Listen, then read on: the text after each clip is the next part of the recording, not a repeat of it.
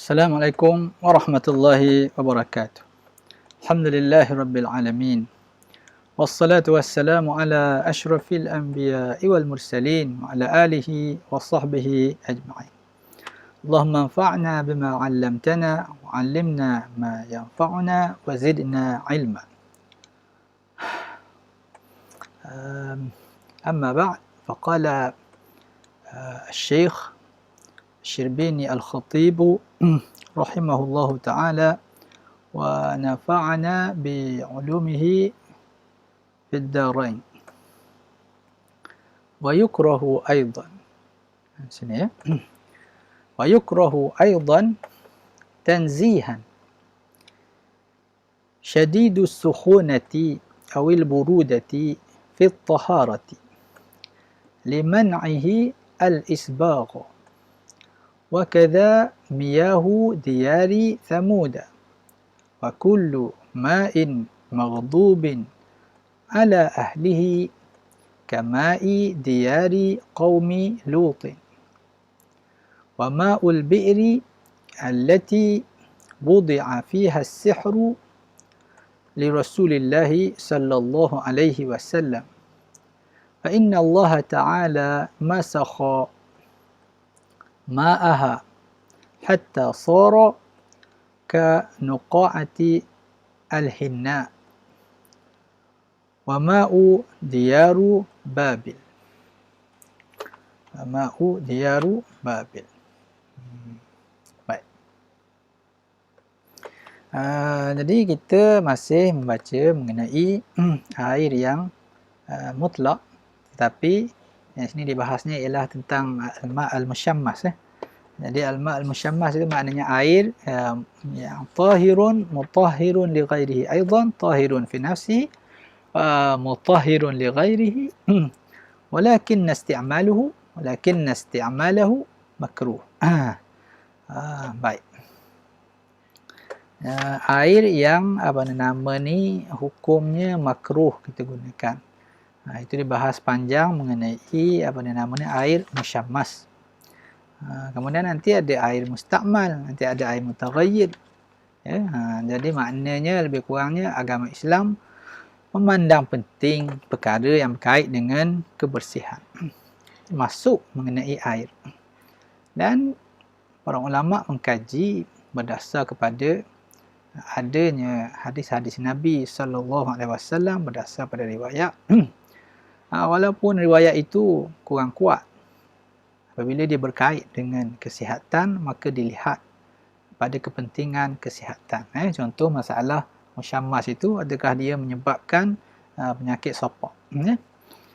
Jadi kalau maknanya dari segi keselamatannya dia menyebabkan begitu, maka hukumnya adalah haram digunakan. Haram digunakan kalau pasti. Tapi oleh kerana itu tidak dapat dipastikan, maka dia duduk dalam keadaan zon. Oleh kerana itu dia adalah makruh berdasar kepada riwayat yang tidak kuat. Dan penilaian kesihatan juga tidak pasti. Kalau dia pasti, maka pastilah jadi begitu ya. Okey, baik. Jadi oleh kerana itulah ulama-ulama di dalam mazhab yang lain, 3 mazhab yang lain, ulama menyatakan air musyammas tidak makruh digunakan. Adapun kita, Imam Asy-Syafi'i menukilkan riwayat itu, menunjukkan bahawa air musyammas adalah makruh. Baik. Selain daripada air musyammas yang makruh itu, ada lagi beberapa air makruh yang lain. Ini semua ada kaitan dengan perkara-perkara yang lain, perkara yang berkaitan dengan perkara lain. Asalnya dia adalah ma'un. Asalnya dia adalah air, yakni semata-mata air, yakni air mutlak. Kemudian ada berlaku kepadanya sesuatu lah. Okey. Tengoklah ada sifat yang tertentu lah yang menyebabkan dia menjadi makruh. Baik. Kita tengok sini. Wa yukrahu aidan, dan dimakruhkan juga tanzihan, yakni makruh tanzih. Ini makruh tanzihan bukan tahriman, tanzihan dari segi adab perlakuan. dari segi kebersihan memang ya, dari segi keelokan adab memang ya, dari segi keelokan adab, dari segi cantik lebih baik gitu. Yukrah, makruh, itu dengan makna makruh yang digunakan oleh ahli usul fiqh. Makruh maknanya apa yang ma yuthabu tarikuhu, ya, apa yang diberi pahala orang yang meninggalkannya, dan tidak diberi dosa orang yang melakukannya. Kalau kata makruh, yukrahu tahriman, makruh tahrim. Itu dalam bahasa kita maknanya sama seperti orang panggil haram. Itu maknanya haram. Makruh, sebut saja makruh. Tetapi tahriman, makruh menunjukkan haram. Jadi makruh menunjukkan haram, mana berdosa lah. Kalau berdosa itu maknanya ta'rif haram mengikut namanya istilah usuliyun. Mengikut istilah orang panggil ahli usulu al-fiqhi. Jadi sini tanzihian, maknanya tanzihan, tanzihan. Yukrahu tanzihan. Bukan tahriman, maknanya makruh saja. Bukanlah sampai jadi haram, makruh. Gitu. Tapi tengoklah macam mana. Okey, baik. Syadidu as-suhunati, yang tersangat. Syadid maknanya yang tersangat. As-suhunah tersangat panas. Apa yang tersangat panas tu? Jadi maknanya di sini dia punya mausuh dia dibuang dulu lah, yakni al-ma'u, yakni yukrahu aidan al-ma'u syadidu as-suhunati. Jadi dia sebut sifat saja. Jadi jelas saja mausuh dia sudah jelas, iaitu air. Dan dimakruhkan air yang tersangat panas. Air tersangat panas, makruh diguna. Kita nak guna juga. Makruh dengan guna. Kita nak guna juga. Kita pun tak tahan. Kalau air tu air panas sampai menggelegak 100 darjah Celsius. Tak tahan dengan kulit kita. Dia akan jadi kemerahan. Nanti kulit pun dia akan keluar. Dia akan jadi penyakit lain lah. Teruk lah. Dia akan jadi melecur. Itu dia. Sebab tu tak boleh tu. Itu yang terlalu panas. Kadang-kadang kalau mencederakan, maknanya dah jadi haram lah. Tak boleh lah. Tapi dia orang panggil maknanya tidak kata haram direct itu kerana tak sama kesannya pada seseorang itu, tidak sama. Tapi dari segi maknanya air yang tidak tersangat panas, air yang panas saja, maknanya tubuh kita boleh tahan, tapi rasa panas lah. So syadidu as-suhunati awil burudati, ataupun yang tersangat sejuk. Ni orang yalah, kalau sejuk sangat nak bangun pagi, zaman dulu di Kemaran Highland, zaman dulu. Kemaran Highland ni dulu sejuk lah, sekarang ni dah kurang sejuk sikit. Dulu bila kita pergi Kemaran Highland, saya pergi ke masjid. Bila pergi ke masjid tu tengok ada sesuatu yang rasa janggal sikit. Apa yang janggal sangat ni? Rasa semua masjid lain tak macam ni. Tiba-tiba rasa macam ada kekurangan di sana, di masjid di sana. Maka dia fikir-fikir, rupanya tak ada kipas. Rupanya tak ada kipas. Masa tu masjid yang aircon ni tak ada masjid yang aircon ni. Masjid kipas semualah masa kita masa kita masih budak-budak lagi. Dia tengok, tak ada kipas, rupanya sejuk sangat. Kalau nak ambil air semayang, Allah Akbar. Nak ambil air semayang subuh tu, subhanallah. Mana hotel yang mahal sikit adalah air panas. Itu nak kata yang sejuk sangat. Kalau sejuk sangat, maka dia pun makruh juga. Kenapa yang jadi makruh ni walaupun dia air mutlak? Orang panggil yukrahu, yakni yukrahu istimaluhu lah, seperti dululah. Maka dia air tu dia tidak makruh. Yang makruhnya kita tu yang menggunakannya. Kita menggunakan istimalu, penggunaan seseorang mukallaf akan air yang tersangat sejuk dan sangat panas itulah yang makruh. Bukan air tu makruh. Air tak ada apa, tak ada hukum taklifi ke atas air. Jadi kepada penggunanya, orang nak guna dia. Fi taharati, untuk di dalam, untuk untuk at-taharah. Untuk taharah maknanya untuk bersuci. Jadi di sini lebih pada penggunaan badan lah. Maknanya untuk bersuci daripada hadas. Sama ada hadas kecil ataupun hadas besar. Liman'ihi, sebab. Ini bagi illah, sebab. Walaupun dalam banyak perkara, perkara yang berkaitan dengan ibadat dipanggil ghairu ma'qulatil makna. Ibadat yang tidak dapat difikirkan apakah sebabnya. Tapi ada juga dalam ibadat pun yang boleh lagi kita fikir. Itulah makna kelebihan pada penggunaan akal. Bukan maknanya kita dalam agama Islam kita tak pentingkan akal. Mesti ada Allah Ta'ala ajar kita menggunakan akal di dalam menimbang sesuatu perkara itu. Termasuk dalam perkara berkait dengan hukum. Jadi ini kerana apa tak boleh kita menjadi makruh sampai menggunakan air yang tersangat panas dan air tersangat sejuk. Sebabnya liman'ihi al-isbagh, kerana menegahnya yang demikian itu, yakni air yang tersangat panas dan yang tersangat sejuk itu al-isbagh. Isbagh ni maknanya merata-rata. Jadi kalau kena air panas adus jadi dia kena sikit, kita tak kena sikit. Kalau kena sejuk sejuk. Jadi dah ada kena, ada tak kena. Itu makna oleh kerana itulah dibimbangi tidak rata. Dibimbangi tidak rata. Dah tersangat panas ni, kita sibuk dengan panas dia lah. Maka yang afdalnya ialah kita tunggu dia sejuk dulu. Yang sejuk itu, yang sejuk sangat, kita tunggu sampai dia dah kurang sejuk dia.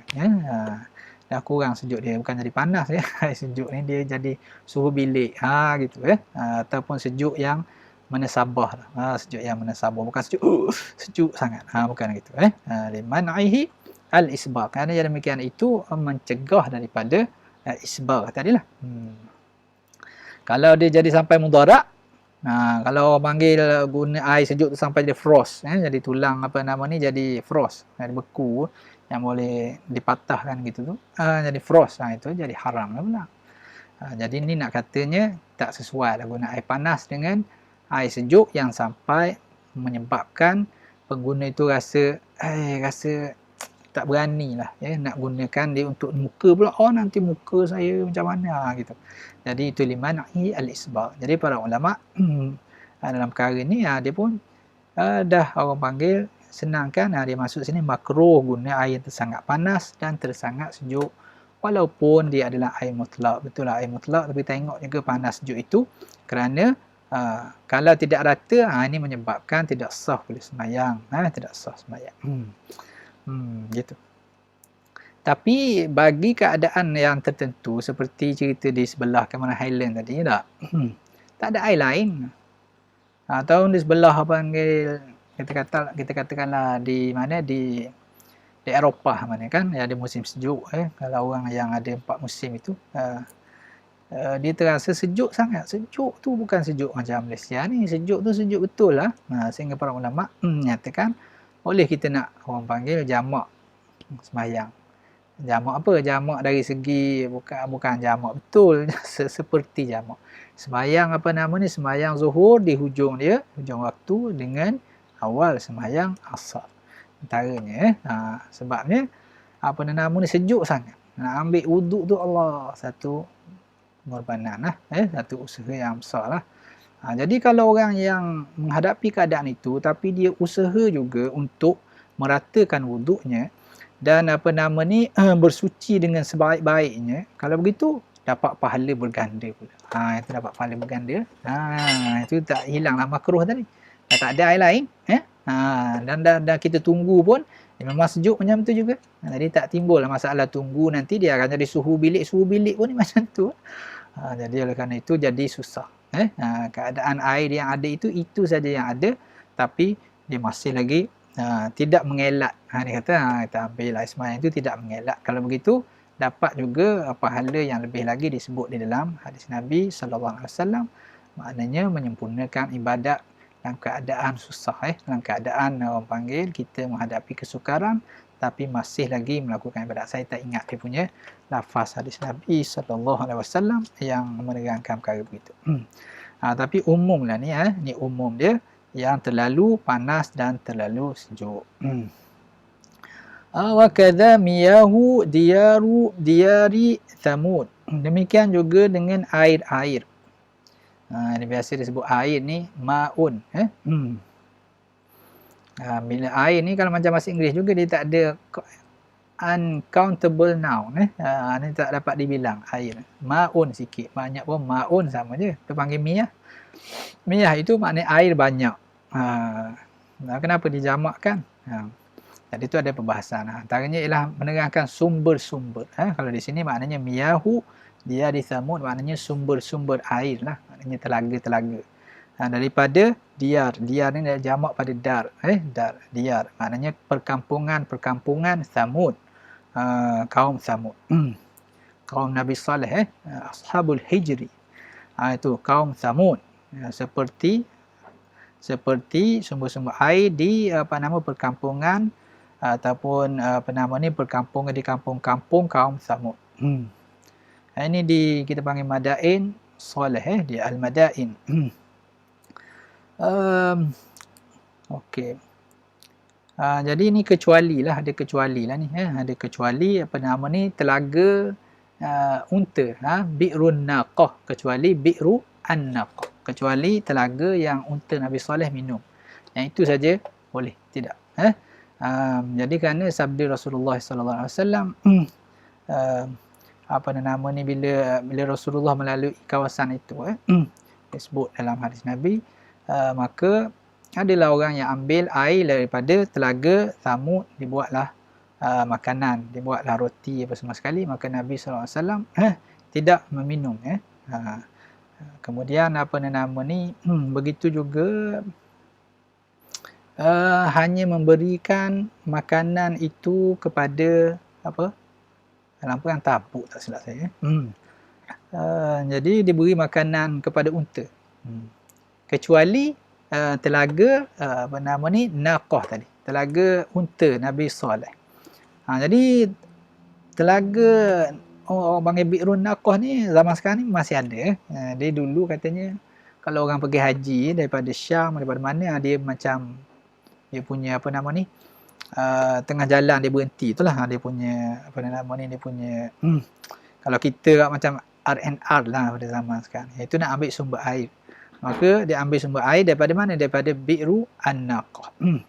Tak tahulah pada zaman mana kemudian sudah dibuat telaga itu, telaga Bi'run Naqah tadi dibuat qal'ah di sekelilingnya, ada kota. Katanya itu dibuat oleh kerajaan Islam pada ketika itu untuk memudahkan golongan musafir, dan dengan ada pengawal semua sekali, kerana zaman dahulu nak pergi haji orang merompak, orang apa semua sekali. Jadi yang tu bila orang tengah berehat, tiba-tiba adalah orang yang jahat semua sekali kan. Jadi dibuat kota. Kemudian sumber airnya semuanya daripada Bi'ru An-Naqah. Pada hari ni dia duduk dalam kota itu lagi, dan kita boleh tengok dalam gambar-gambar di YouTube yang orang pergi menziarah di sana, yang berkesempatan pergi umrah dan pergi ke Madain itu, boleh ke pergi sana, dia dah letakkan besi sekeliling dia, dan dikatakan sumber air itu semua daripada daripada Bi'run Naqah tadi. Itu ajaib juga. Lama lah tu Bi'run Naqah pada zaman Nabi Saleh.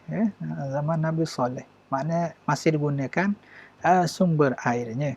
Jadi sumber air itulah yang dibuat paip apa semua sekali di kawasan sekitar di situ yang ada.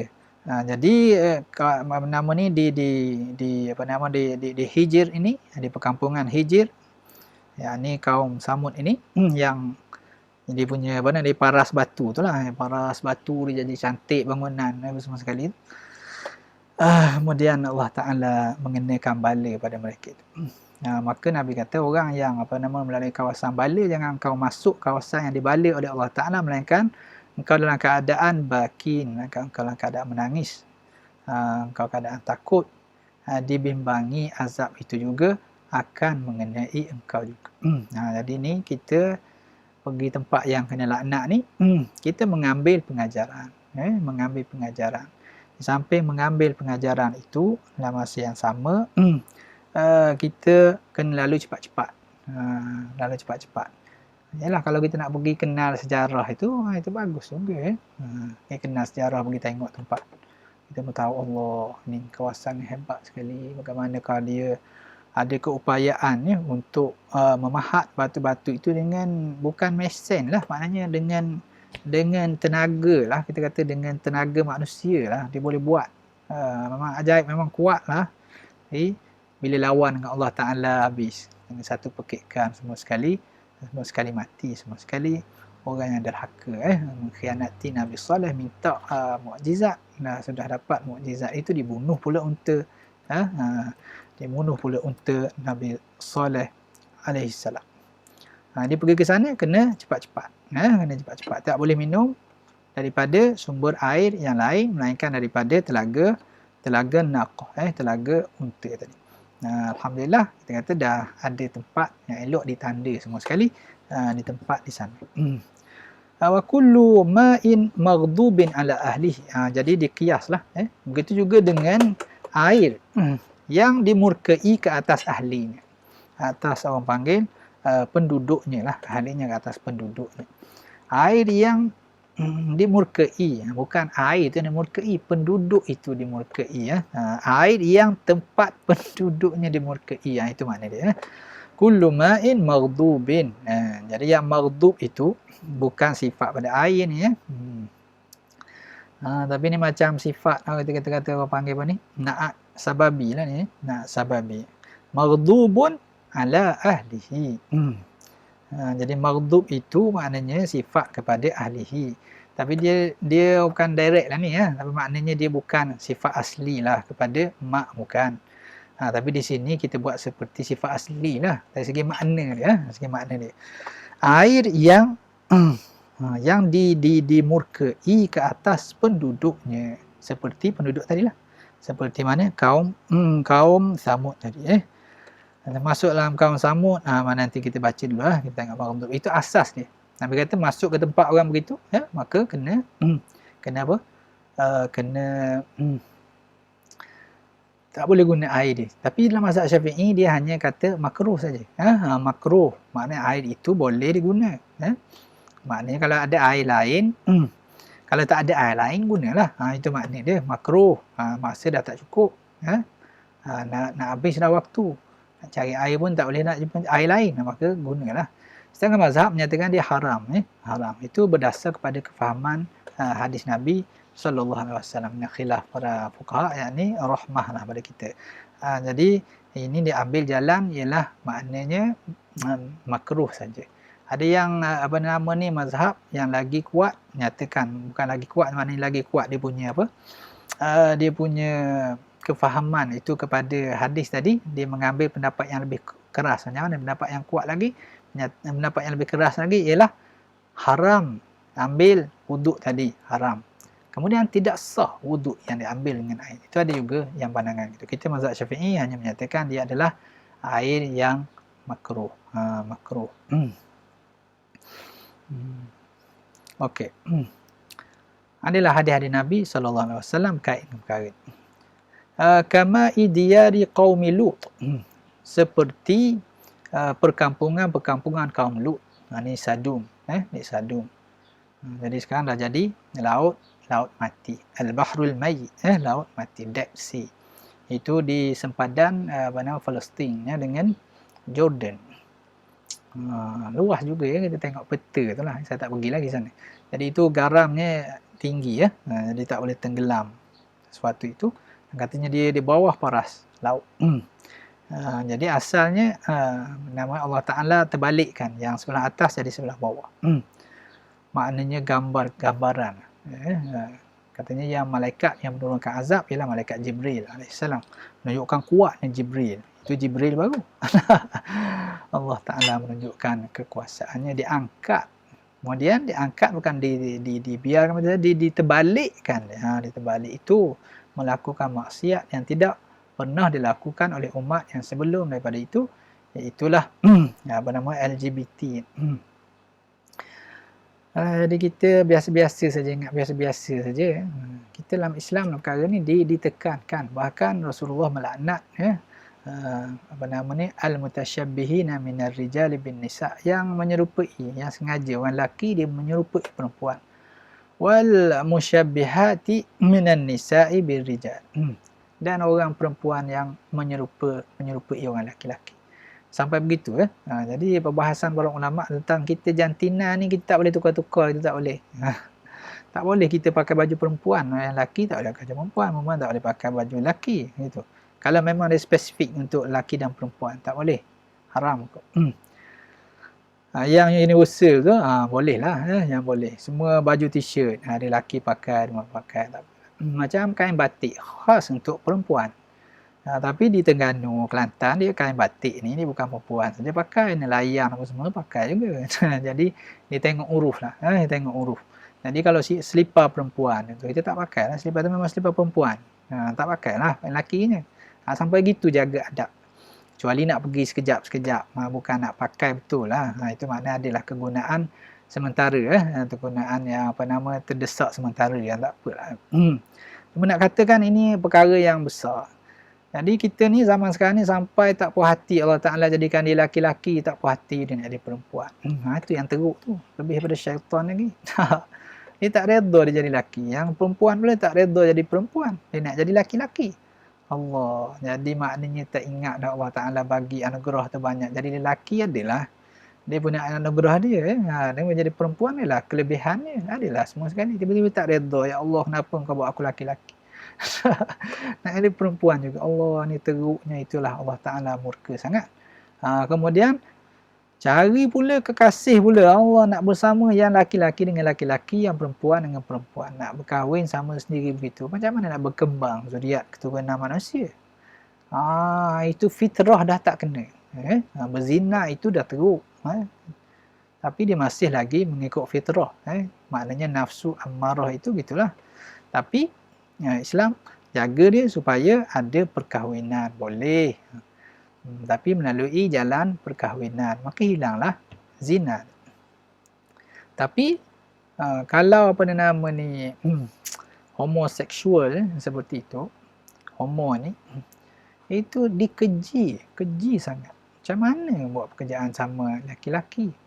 Bahkan teruk lagi nak dihalalkan dengan cara ada nikah pula. Nikah sama sendiri.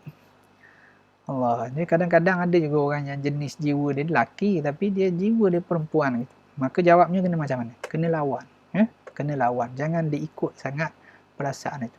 Kalau boleh jangan pergi berkawan dengan orang-orang yang sama pesen seperti itu, jangan.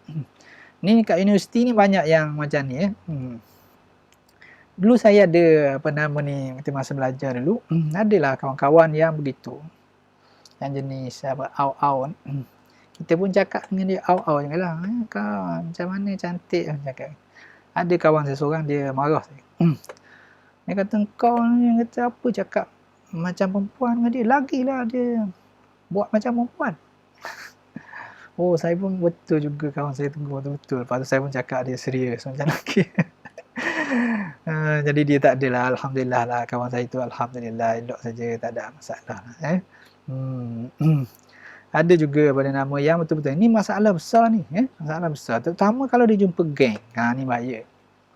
Laki-laki semua dia buat pesta bernama hari jadi semua, dia jadi perempuan semua, pakai dan nama dah lain lah. Apa nama Mamat semua dah jadi Betty. Allah, ni maghdubi alaihim, bahaya ni. Kena ingat Allah Ta'ala balikkan pun. Nanti bukan kita nak cerita tentang homoseksual ni, tapi nak cerita tentang air di tempat yang Allah Ta'ala kenakan azab. Jadi kita dapat fikir murkanya Allah Ta'ala sampai begitu. Berani ke kita ni nak menghadapi kemurkaan Allah Ta'ala sampai begitu? Untuk akhir ni saya tengok ada juga orang yang buat majlis berbuka puasa untuk homoseksual. Kelab homo dia buat majlis berbuka puasa, memang menghina syariat. Betul. Dia berpuasa, konon dia meninggalkan makan minum kerana Allah Ta'ala, itu mana puasa. Tapi dengan terang-terang. Dan buat majlis tu terang-terang, menyatakan saya homo. Inna lillahi wa inna ilaihi raji'un. Teruk sangat. Teruk sangat. Berani sangat. Berani sangat. Macam manalah nak berhadapan dengan Allah Subhanahu Wa Ta'ala. Kalau Allah Ta'ala kenakan azab, maka teruklah. Teruk sangat. Itu apa nama ni, seperti perkampungan kaum Lut. Kaum Lut. Itu laut merah. Jadi demikian juga, ni tempat-tempat yang kena azab ni. Dulu ada orang jual apa? Orang jual sabun. Ni sabun untuk penyakit kulit daripada lauk mati. Ni elok sekali kerana garam. Ini kata, saya dengar apa ni, Tuan Guru Haji Abdul Hadi Awang. Tuan Haji Hadi kata, Macam mana dia kata ini tempat yang dilaknati oleh Allah Ta'ala, kita boleh berharap Allah Ta'ala merahmati kita dengan menghilangkan penyakit daripadanya. Boleh bala boleh. Itu maknanya. Itu tempat yang dimurkai. Ya. Setengah ulama bahas sehingga maknanya tanahnya, ya, sehingga segala apa yang ada di situ, maknanya, jangan. Ni kita pula sampai ekspor sana. Tapi dah habis dah perniagaan tu. Dulu adalah. Satu ketika dahulu ini, apa nama ni, sabun daripada daripada laut mati. Janganlah. Jangan. Wa ma'ul bi'ri, makna wa ma'ul bi'ri ni wa yukrahu lah ni. Wa ma'ul bi'ri, dia nak fa'il lah di sini. Wa ma'ul bi'ri, dan demikian juga dimakruhkan juga penggunaan air telaga allati wudi'a fiha, yang diletakkan di dalamnya as-sihru, diletakkan sihir. Sihir itu perbuatan, maknanya diletakkan apa tu? Diletakkan bahan-bahan sihir. Jadi dia sihir bukan dengan baca saja ni. Ni dia sihir dengan bahan-bahannya. Ni kalau kita dengar almarhum Dr. Haruddin bahaskan tentang hadis berkait dengan sihir Rasulullah, sihir kepada baginda Rasulullah SAW, kita dapat kefahaman fiqh yang mendalam. Antaranya dia menyebutkan bahawa sihir itu ada bahan-bahannya. Boleh dibuat dengan bahan-bahan, ada bahan sihir. Semuanya dengan kehendak Allah Ta'ala, semua sekali yang berlaku atas dunia ni, semua sekali dengan qada dan qadarnya. Tapi ada yang Allah Ta'ala izinkan. Bila dia jadi itu, maka kita kena obatilah. Maka berlaku juga kepada baginda Rasulullah SAW. Cuma tidaklah baginda itu sampai bercakap tak sedar diri apa semua sekali, bukanlah. Itu kena ada bahas sekali dengan sifat maksum baginda Rasulullah SAW. Cuma adalah yang kadang-kadang baginda terlupa, kadang-kadang baginda rasa dia buat apa yang dia tidak buat. Itu yang disebut dalam hadis Al-Imam Al-Bukhari rahimahullah ta'ala. Jadi Nabi itu disihir. Disihir. Jadi telaga itu namanya Telaga Dharwan. Telaga Dharwan masyhur disebut Telaga Dharwan di Madinah. Di tempat perkampungan orang Ansar, Bani Zuraiq kalau tak silap saya lah. Katanya sekarang pun ada, tapi tempat buang sampah saya pun tak pastilah kat mana itu, di Madinah. Di Madinah. Jadi telaga tu tak tengok sini, maknanya dia tak kata mazhab Syafi'i, masih lagi menyatakan dia adalah makruh kita tak guna lah tu. Itu tempat ni. Nabi kata Nabi hantar Sayyidina Ali. Itu kisah sebab turun surah Al-Mu'awwidhatain, Qul a'udzu birabbil falaq dengan Qul a'udzu birabbin nas. Jadi Nabi dah sakit sangat, setengah kata 6 bulan. Yang teruk sangat tu 3 hari. Yang teruk sangat 3 hari. Maka datang malaikat bagi tahu semua sekali. Jadi dia letak bahan, kemudian dia ikat dengan jarum. Dengan jarum ada 11. 11. Jadi ayat Qul a'udzu birabbil falaq, surah Al-Falaq, itu ada 5 ayat. Surah An-Nas ada 6 ayat. Jadi setiap ayat itu sekali, maka terbuka dia punya ikatan sihir tadi. Jadi bahan tadi setengah kata diletakkan dalam Telaga Dharwan tadi, di bawah batu. Bila Sayyidina Ali pergi buka, ambil. Kemudian bila dicabut jarum itu satu demi satu, maka Rasulullah rasa rasa lega. Itu kesan pada sihir. Sihir. Itu ada perbahasan fiqh mengenai sihir. Mengenai sihir. Dan sihir itu adalah haram. Perbuatan itu haram. Kadang-kadang sehingga menjadi syirik. Jadi kufur. Ada juga yang tak jadi syirik, setengah ulama kata menjadi dosa besar saja, sampai jadi dosa besar. Tapi dosa besar yang teruk sampai ke tahap syirik, sehingga mempercayai kesan itu dibuat oleh perbuatan sihirnya tadi. Perbuatan sihirnya tadi. Baik. Itu Telaga Dharwan. Dalam beberapa riwayat sebut Telaga Dhu Arwan. Ada juga Arwan. Itu adalah ulama hadis bahas Dharwan ke Dharawan ke Arwan ke, ada beberapa perbahasan lah. Sebab lafaz di dalam kitab hadis begitu. Jadi kita masyhurnya sebut bi'ru Dharwan. Baik. Kita tengok di sini dia sebut ma'ul bi'ri allati, dia pakai yang allati, tak pakai alladhi. Kerana apa ni? Mana yang muannas ni bila pakai orang panggil allati menunjukkan muannas lah. Ini kerana al-bi'r macam dululah bi'ru zamzam. Bi'ru dikira perempuan, muannas majazi dikira perempuan. Itulah. Balik allati itu balik pada telaga itulah. Ma'ul bi'ri. Wudi'a fiha, yang diletakkan di dalamnya. Tu balik pada bi'ri, apa nama ni, bi'ri darwan tadilah. Diletakkan bahan sihir kepada baginda Rasulullah sallallahu alaihi wasallam oleh seorang Yahudi, itu Lubayk, Lubayk ibnu al-A'sam, al-Yahudi. Tapi perbahasan Nabi hukum tak hukum dia. Ni panjang perbahasan itu. Nabi kesimpulannya Nabi tak hukum dia lah. Tapi kenapa tak hukum? Setengah kata dia juga yang kata hukum. Ini pembuktian sihir di mahkamah. Ini satu hal juga, bukan senang lah urusan itu.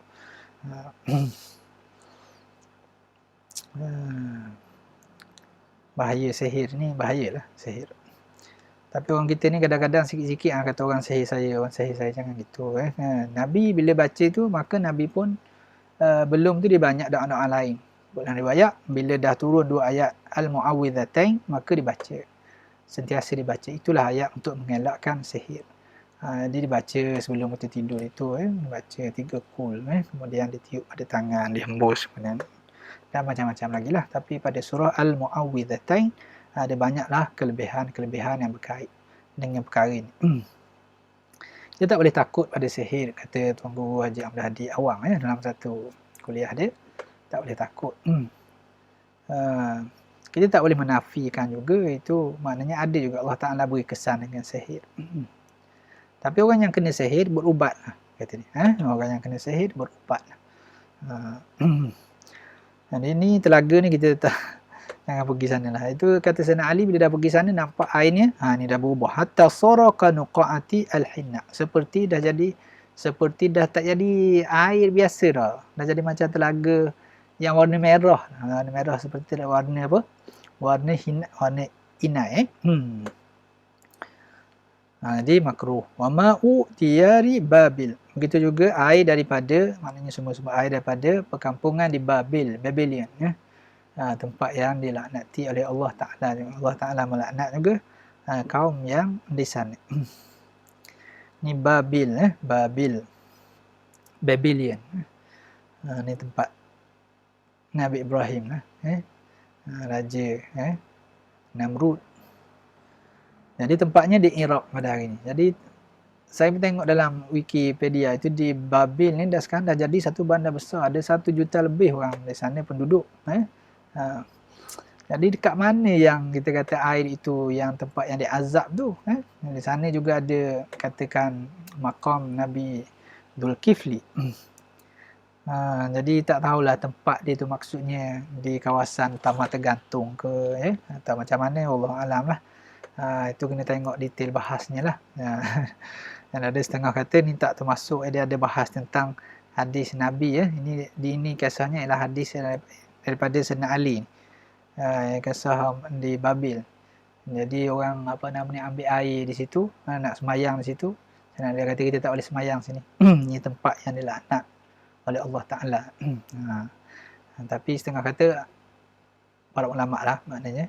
Itu hadis yang tidak kuat. Panjanglah perbahasan. Jadi begitulah beberapa tempat yang air asalnya dari segi ta'rif adalah air mutlak. Tetapi bila berkeadaan begitu, maka dia adalah makruh dalam mazhab Syafi'i. Ada satu lagi telaga yang disebut dalam kitab lain, dia kata kitab mazhab Syafi'i lah, itu panggil Bi'ru Barhut. Air daripada telaga Barhut. Ini ajaib lagi, telaga Barhut. Sebutlah hadis, ruh orang-orang kafir dan orang munafikin berada di Barhut. Ruh orang-orang Islam, orang-orang mukmin, setengah tu kata dalam di telaga Zamzam. Setengah kata di Jabiyah, gitu. Jadi hadis yang berkait dengan ruh itu banyak, banyak. Jadi perbahasan tu panjanglah. Baca kitab Ar-Ruh oleh Al-Imam Ibn Qayyim, kalau kita tengok banyaknya sekejap ni. Jadi tak ada yang kita boleh bukan satu saja, mesti sini ada sijin, ada iliyin, ada ruh duduk dekat Zamzam, ada di di makam, ada yang di Illiyin, ada panjang perbahasan disimpulkan dengan baik oleh Al-Imam Ibnul Qayyim rahimahullahu ta'ala setelah mengumpulkan hadis-hadis yang tersebut. Cuma nak katanya ada juga hadis yang sebut menyatakan bahawa ruh orang-orang kafir dan orang-orang munafik itu berada di telaga Barhut. Dalam hadis yang lain juga Barhut ni di mana? Di Hadramaut, di Yaman. Saya tengok dalam YouTube orang pergi sana, dia dekat di Yaman, di sebelah Masyrik, sebelah apa? Sebelah timur. Dia dekat Oman, Jadi di sepadan.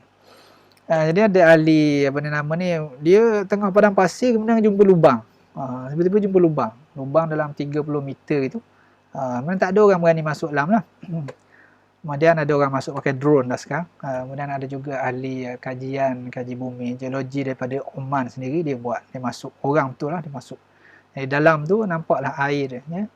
Dia bukanlah semua air semua dalam, dia masuk dalam tu ada luas lagi dalam 100 meter lebih. Kemudian ada pokok-pokok, kemudian ada air, ada apa semua sekali. Tapi dari segi hadis itu menunjukkan bahawa janganlah kita guna. Jadi adalah cerita-cerita yang berkait dengan jin dan seumpamanya di telaga Barhut tadi. Tapi disebutlah hadis yang ni seburuk-buruk air ialah air biwadi al-Barhut, biwadi Barhut, di wadi Barhut. Sebaik-baik air ialah air Zam-Zam. Seburuk-buruk air ialah air di wadi Barhut. Maka dia pun makruh juga. Makruh kita gunakan. Jadi habislah tentang berkait dengan air-air yang makruh kita gunakan walaupun dia asalnya adalah air mutlak. Okey. Lepas itu dahulu Allahumma aghnina bil ilmi, zayyinna bil hilmi, wa akrimna bit taqwa, wa jammilna bil afiyah. Wa sallallahu ala sayyidina Muhammadin wa ala alihi wa sahbihi wa baraka wa sallam.